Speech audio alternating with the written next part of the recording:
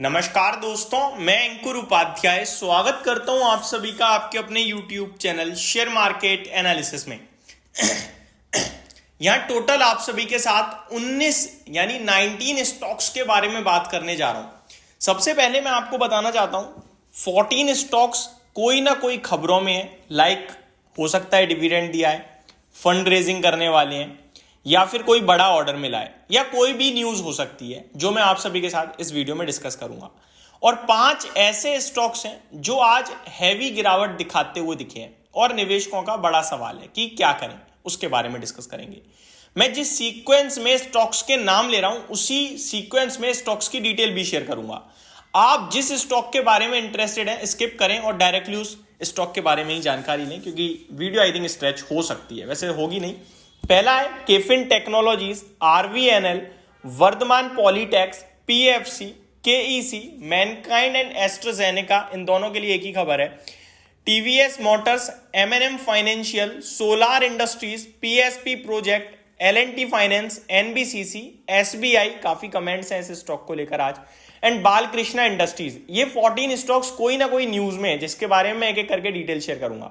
और 5 स्टॉक्स जिनमें गिरावट हुई है उनके बाद नाम बता दूं आपको: Tata chemical, IIFL finance, JM financial, Suzlon energy, Tata Motors. इनके बारे में थोड़ा डिटेल में समझेंगे। तो शुरू करते हैं खबरों के साथ। सबसे पहले आपका नाम है केफिन टेक्नोलॉजीज का। तो मैं आपको बताना चाहूंगा, केफिन टेक्नोलॉजीज की बात करूं तो यहां कल ब्लॉक डील होने वाली है जहां पे कोटक बैंक बिकवाली करने वाला है 2% स्टेक की, और इसकी डिटेल वीडियो मैंने इससे प्रीवियस वीडियो में बात करी हुई है, सब कुछ आपके साथ ऑलरेडी डिस्कस किया हुआ है। नेक्स्ट है आपका आरवीएनएल। आरवीएनएल की बात की जाए तो कंपनी L1 बिडर साबित हुई है Maharashtra metro rail corporation project के लिए, जिसकी वैल्यू निकल के आती है 339 करोड़। तो ऑलमोस्ट मान लीजिए ये प्रोजेक्ट इन्हें मिल ही जाएगा। नेक्स्ट है वर्धमान पॉलीटेक्स। इस स्टॉक की बात करूं तो कंपनी ने कहा है कि बोर्ड मीटिंग है 28 मार्च को, जहां पे कंपनी सब डिवीजन यानी स्टॉक स्प्लिट को लेकर विचार करने वाली है। तो ये शेयर विभाजन करते हुए दिख सकती है कंपनी आपको। 28 मार्च डेट याद रखिएगा। अगले स्टॉक की बात करूं मैं तो आपके लिए मैनकाइंड फार्मा एंड एस्ट्राजेनेका, इन दोनों को मिलाकर एक बड़ी खबर आते हुए दिखी है। अब क्या है वो खबर, वो मैं आप सभी के साथ डिस्कस करता हूं। Mankind pharma partner to accelerate access to asthma medicine for patients in India. तो भारत में मैनकाइंड फार्मा एंड एस्ट्राजा मिलके अस्थमा से रिलेटेड बीमारी का इलाज कहीं ना कहीं एक मेडिसिन निकालने जा रहे हैं। तो ये एक अपडेट आते हुए दिख रही है। आगे बात करूं अगर आप सभी के साथ तो टीवीएस मोटर कंपनी ने आज 8 रुपए प्रति शेयर का एक डिविडेंड अनाउंस करा है, 8 रुपए प्रति शेयर का। नेक्स्ट है एमएनएम फाइनेंशियल, जहां कंपनी ने कहा है कि अप्रूव कर दिया है 2000 करोड़ के एनसीडी का। Company approved issuance of NCDs up to 2000 crore. 2000 crore रुपए के एनसीडी लाने वाली है कंपनी, तो फंड रेजिंग आने वाली है, अनाउंस हो चुकी है और अप्रूवल भी आ गया है। नेक्स्ट है सोलार इंडस्ट्री। कंपनी को 455 करोड़ के ऑर्डर मिले हैं आज के सेशन में। नेक्स्ट है पीएसपी प्रोजेक्ट्स, जहां 410 करोड़ रुपए के प्रोजेक्ट्स मिलते हुए दिख रहे हैं कंपनी को। नेक्स्ट है आपका एलएनटी फाइनेंस, जहां कंपनी फंड रेज करने जा रही है। 18 मार्च को डिटेल सामने आएंगी। बोर्ड मीटिंग है 18 मार्च, फंड रेजिंग के ऊपर बोर्ड मीटिंग है एलएनटी फाइनेंस की। ये स्टॉक भी रडार पे रखिएगा। नेक्स्ट है एनबीसीसी, जिसको आज 368 करोड़ रुपीस के ऑर्डर्स मिलते हुए दिख रहे हैं। नेक्स्ट है आपका एसबीआई, इसको लेकर काफी कमेंट्स आए हैं। पहले मैं आपको बता दूं कोई बड़ी खबर नहीं है। खबर यह है कि सुप्रीम कोर्ट ने एसबीआई की जो एक रिक्वेस्ट थी उसे रिजेक्ट कर दिया है। और रिक्वेस्ट थी, यहां पे मैं देख पा रहा हूं, political funding through electoral bonds. तो बॉन्ड्स के जरिए कुछ फंड जुटाना चाह रही थी कंपनी, जिसको सुप्रीम कोर्ट ने रिजेक्ट कर दिया है। तो ऐसा कोई बड़ा मेजर इशू नहीं है और इसकी वजह से स्टॉक के प्राइस पे भी कोई बड़ा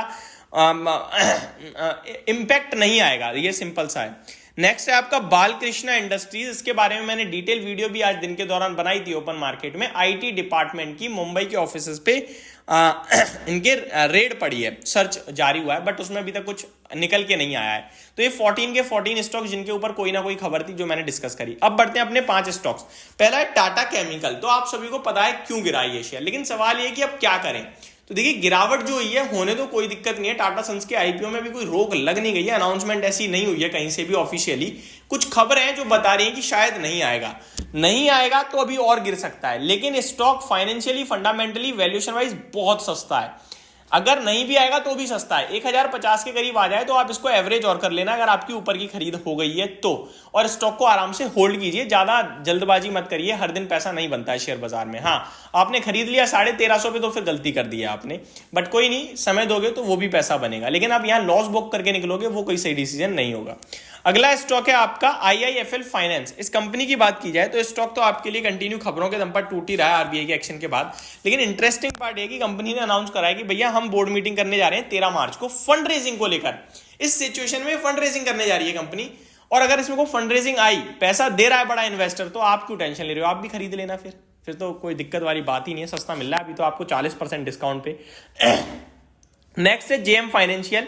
स्टॉक पे मैंने आपके लिए वीडियो बनाई थी कि 80-83 रुपए करीब खरीदारी का मौका बनेगा, 80 रुपए पे आ गया है। क्या करना चाहिए, मैं तैयार तो हूं खरीदने के लिए क्योंकि टेक्निकली सपोर्ट है, बट ठीक है, दो कारोबार पे बैन लगाए एक साथ, दिक्कत हो ना हो, कंपनी के प्रोडक्ट्स पोर्टफोलियो काफी बढ़िया, उनसे दिक्कत हो ना हो, बट अभी मैं थोड़ा और वेट करना चाहूंगा 1 से 2 ट्रेडिंग सेशंस का, अभी नहीं खरीदेंगे, ये आपके लिए क्रिस्टल क्लियर राय है। नेक्स्ट है सुजलॉन एनर्जी। इस स्टॉक को लेकर मैंने आपके साथ ज्यादातर अपनी राय शेयर करी ही नहीं है कभी। स्टॉक टर्न अराउंड हो रहा है, देखो अब टर्न अराउंड कितना कंप्लीट होगा कितना नहीं होगा, नई मैनेजमेंट का देखने वाली बात है।